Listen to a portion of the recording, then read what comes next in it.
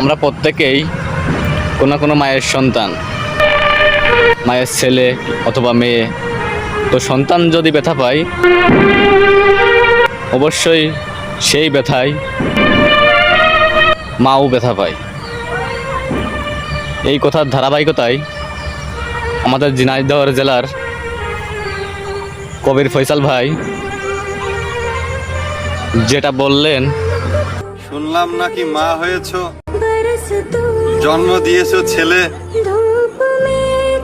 এবার মায়ের কষ্টও বুঝবা তুমি। এই ভিডিওটা দেখে আদরের সন্তান নষ্ট, আপনারা কি বুঝতে পারলেন অনেক দুঃখ অবশ্যই কমেন্টে জানাবেন। জননী বড় করেছে আমায়, আশা করি বুঝতে পারছেন।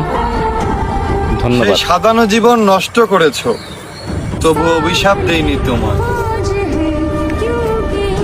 তোমার ছেলের ভাগ্যেও যদি জোটে কেউ তোমারই মতো,